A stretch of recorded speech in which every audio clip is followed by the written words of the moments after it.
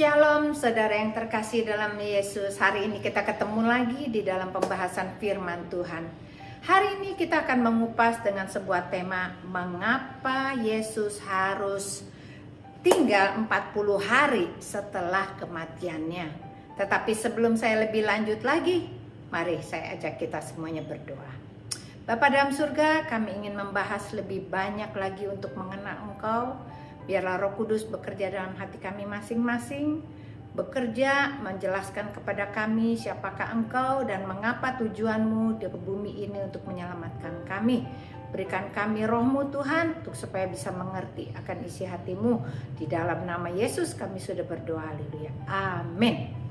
Saudara yang dikasihi Tuhan, pernahkah kita berpikir, Tuhan Yesus pada saat dia mati disalibkan, lalu dia bangkit di hari ketiga, lalu dia harus hidup selama 40 hari setelah kebangkitannya. Pernahkah ada pertanyaan dalam hidupmu bahwa kenapa ya Tuhan Yesus harus keliling-keliling selama 40 hari? Kalau memangnya dia Tuhan, kayak Superman aja, begitu mati langsung bangkit, langsung naik ke surga. Ternyata Tuhan punya rencana yang lebih indah buat engkau dan aku. Kalau kita lihat perjalanan Tuhan Yesus sampai dia itu harus mati, dia bangkit dan 40 hari, mempunyai tujuan untuk membuktikan bahwa dia adalah Tuhan. Karena orang yang mati nggak bisa bangun lagi, atau mati suri, habis bangun mati lagi. Tetapi ini benar-benar menceritakan bahwa dia adalah Tuhan yang hebat dan kuasanya luar biasa, penuh dengan mujizat. Apa yang sekarang ada dalam hidupmu memerlukan mujizatkah dalam kehidupanmu?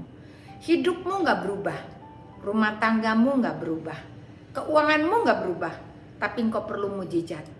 Hari ini ada firman Tuhan yang disediakan untukmu dan untukku, supaya kita lihat perjalanan Yesus. Dia membuktikan bahwa dia itu hidup, dia bukan orang yang mati.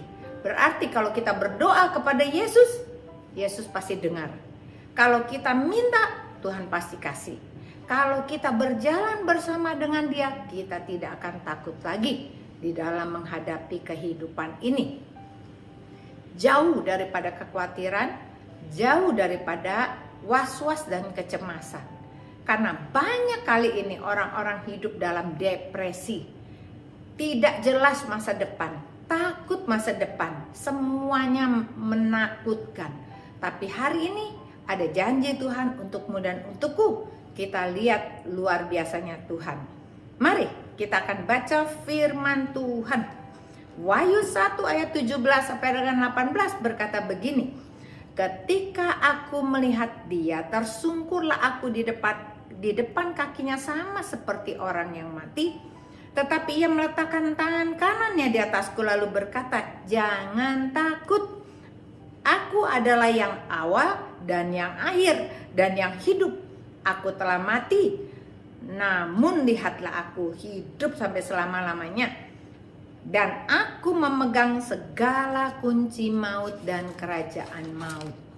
Dan, saudara yang dikasih Tuhan, kenapa Tuhan Yesus harus mati 3 hari? Nggak langsung bangkit aja. Ada sesuatu tugas utama yang Tuhan Yesus harus lakukan. Dia harus turun ke neraka. Dia harus ketemu sama iblis. Lalu dia harus ambil namanya kunci maut dan kunci kerajaan maut. Setelah dia minta kunci itu daripada iblis, dia berkata, akulah jalan, kebenaran dan hidup. Tidak ada seorang pun yang bisa datang kepada Bapa tanpa melalui aku. Tuhan Yesus begitu yakin dia mempunyai misi untuk ambil kunci maut dan kunci kerajaan maut. Dan dia berkata terus menerus, selama 40 hari dia proklamirkan, akulah jalan, kebenaran dan hidup. Tidak ada seorang pun yang datang kepada Bapa tanpa melalui aku.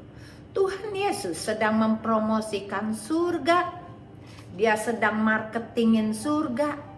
bahwa di surga banyak tempat tinggal, bahwa aku pergi ke sana untuk menyediakan tempat tinggal bagimu. Kenapa? Manusia suka tidak percaya karena manusia itu hidup di dalam daging. Daging ini lemah, selalu sakit-sakitan, selalu memiliki banyak kekhawatiran. Tetapi jikalau engkau menjadi manusia roh, engkau dirubah sama Tuhan. Karena Tuhan mempunyai rencana yang indah dalam hidupmu. Hidupmu bukan yang kau lagi, tapi Yesus yang ada di dalam hidupmu. Hal ini mengingatkan kita tentang perjalanan Yesus, supaya kita jangan sampai sama kayak orang-orang lain yang meragukan dia itu Tuhan. Tuhan Yesus kan sudah mati 2000 tahun yang lalu. Sekarang kan zaman AI, zamannya internet yang luar biasa. Tuhan tuh nggak mungkin update. Kata siapa? Karena wifi yang Tuhan berikan kepadamu dan kepadaku adalah seluruh dunia ini. Seluruh dunia ini adalah wifi-nya Tuhan. Kita bisa koneksi sama Tuhan kapan saja. Dan Tuhan bisa bicara sama kita di tempat kita, di mana saja engkau berada. Bukankah ini suatu yang kehebatan yang Tuhan lakukan? Tuhan ingin supaya engkau percaya bahwa dia Tuhan yang hidup. Dia mampu merubah hidupmu. Asal engkau mau melangkah, engkau percaya saja. Orang yang hidup terima Yesus, Yesus ada di dalam hatinya. Harusnya dia memiliki benih. Benih apa? Benih iman, benih kebenaran yang Tuhan taruh dalam hati. Sehingga dia bisa melakukan sesuai dengan rencana-rencana Tuhan. Dan dia bisa percaya bahwa Yesus adalah Tuhan. Dia dengan tanpa melihat dia boleh percaya Yesus itu Tuhan. Kalau engkau tidak percaya, engkau boleh bicara dan boleh tes Tuhan. Jikalau engkau dalam bahaya, engkau teriak, Tuhan tolong aku, maka Tuhan akan datang dan menolong engkau. Beberapa kali Yesus selalu berkata, aku ada bersamamu. Aku tidak meninggalkan engkau sendirian. Aku selalu mendengar doa-doamu.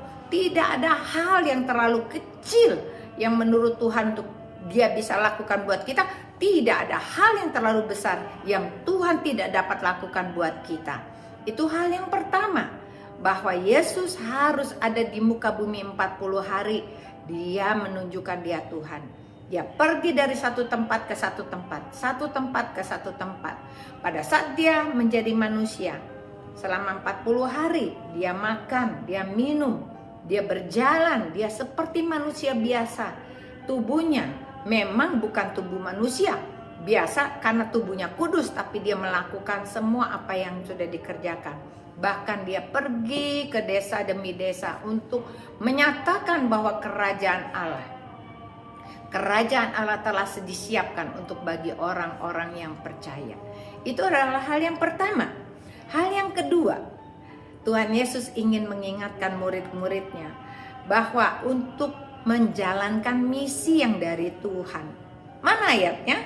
Matius 28 ayat 18 dan 19 mengatakan begini. Yesus mendekati mereka dan berkata, kepadaku telah diserahkan segala kuasa di surga dan di bumi. Karena itu pergilah, jadikanlah semua bangsa muridku. Baptislah mereka dalam nama Bapa, Anak, dan Roh Kudus. Tuhan Yesus memberikan ini kepada murid-muridnya, suruh pergi, suruh memberitakan Injil keselamatan, bahwa di dalam Yesus ada kehidupan. Barang siapa yang percaya Yesus akan selamat walaupun ia sudah mati. Berarti Tuhan minta murid-muridnya memberitakan ini kepada orang banyak, supaya orang banyak mendengar tentang kerajaan Allah. Bahwa Tuhan memberikan kuasa kepada kita karena kita ada di dalam Dia, Dia ada di dalam kita. Kuasa itu sudah diberikan kepada Yesus. Percayakah bahwa kuasa itu juga engkau miliki? Percayakah bahwa roh doa yang Tuhan Yesus miliki ada di dalammu juga. Engkau menjadi pendoa-pendoa yang handal, punya kasih untuk orang-orang yang belum diselamatkan. Bahkan engkau adalah orang-orang yang mau belajar untuk menjadi murid Yesus. Menjadi murid Yesus harus punya tekad. Menjadi murid Yesus harus bayar harga. Karena Tuhan ingin memanggil engkau bukan jadi orang biasa, tetapi melakukan banyak hal buat kerajaan surga. Kisah Rasul 1 ayat 8 berkata begini, tetapi kamu akan menerima kuasa kalau Roh Kudus turun ke atas kamu, dan kamu akan menjadi saksiku di Yerusalem, di seluruh Yudea, di Samaria, sampai ke ujung bumi. Apa yang dimaksudkan oleh Tuhan dengan ayat ini? Engkau akan menjadi saksiku.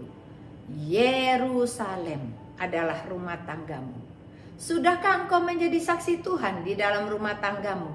Menjadi istri yang taat, yang baik, yang mendoakan suami, menjadi ibu yang baik buat anak-anakmu, menjadi menantu yang baik, menjadi orang tua yang baik, mengasihi sesamamu, ipar-iparmu, mengasihi mereka, merangkul mereka. Kalau ini semua kita sudah lakukan, berarti Roh Kudus sudah bekerja di dalam engkau. Tanpa Roh Kudus, engkau tidak mampu melakukan apapun juga. Karena Roh Kudus itu adalah roh kebenaran. Roh kebenaran yang Tuhan janjikan untuk mendampingi hidupmu, supaya hidupmu tidak sama lagi.